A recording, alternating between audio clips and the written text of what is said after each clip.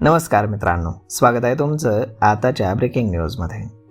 मित्रांनो, खाजगी शाळांच्या मनमानी शुल्क वसुलीला आता पालक वैतागलेत. वेगवेगळ्या प्रकारे पैसे घेतले जात असून यामध्ये एक महत्त्वाची गोष्ट म्हणजे खाजगी शाळांची महागडी पुस्तक विक्री. याच संदर्भामध्ये आता राष्ट्रीय मानवाधिकार आयोगाने एक निर्णय सर्व राज्य सरकारांना दिला आहे. शाळा सरकारी असो किंवा खाजगी, मुलांसोबत कोणत्याही प्रकारे भेदभाव चालणार नाही.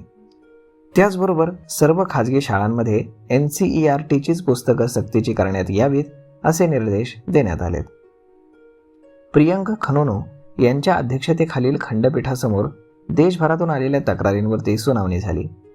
राष्ट्रीय मानवाधिकार आयोगानं सर्व राज्य सरकारे आणि केंद्रीय शिक्षण मंत्रालयाला नोटीस बजावली असून 30 दिवसात उत्तर सादर करण्यास सांगितले. नमो फाउंडेशनद्वारे आयोगासमोर हा मुद्दा मांडण्यात आला होता. देशभरामध्ये सगळीकडे खाजगी शाळांचं पीक आलंय. या शाळांकडनं वेगवेगळ्या प्रकारे वसुलीसारखं शुल्क आकारलं जातं. यातील चिंतेची बाब म्हणजे खाजगी प्रशासकांकडील पुस्तकं खरेदी करण्यास सांगितलं जातं.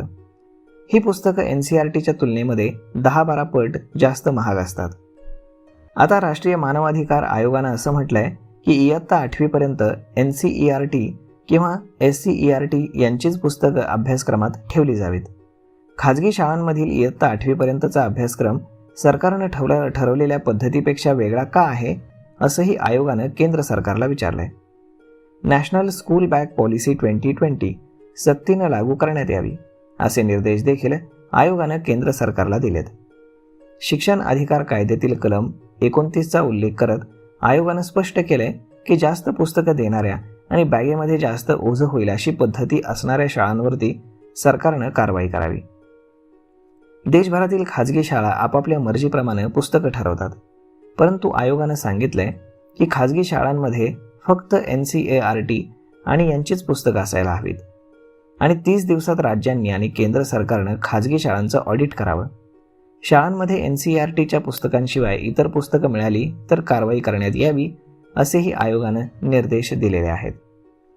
केंद्र सरकार आणि राज्य सरकारांना राष्ट्रीय मानवाधिकार आयोगानं नोटीस बजावली आहे. त्यात काही माहिती सादर करण्यात आलेली आहे. आयोगानं केंद्र आणि राज्य सरकारांच्या सचिवांना पाठवलेल्या नोटीसमध्ये म्हटलंय की तुमच्या राज्यातील शिक्षण अधिकाऱ्यांनी शाळांना NCERTचीच पुस्तकं अभ्यासात असावी असे आदेश दिलेले आहेत का? जर तसे आदेश दिलेले नसतील तर लगेच आदेश काढण्यात यावेत आणि त्या शाळांची तपासणी करण्यात यावी. 2025-26 या शैक्षणिक काळामध्ये किती मुलांनी खाजगी शाळांमध्ये प्रवेश घेतला आणि त्यांच्यासाठी किती पुस्तकं खरेदी केली गेली या प्रश्नाचं उत्तर देखील आयोगानं राज्यांकडे मागितलंय. तर मग मित्रांनो, अशा पद्धतीनं 8वीपर्यंत आता NCERTचीच पुस्तकं शाळांमध्ये असावीत, मग ती शाळा खाजगी असो किंवा सरकारी असो.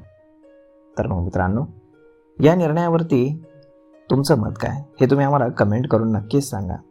आणि जर हा व्हिडिओ तुम्हाला आवडला असेल तर आपल्या जवळच्या मित्रमंडळींसोबत देखील हा व्हिडिओ तुम्ही शेअर करायला विसरू नका. धन्यवाद.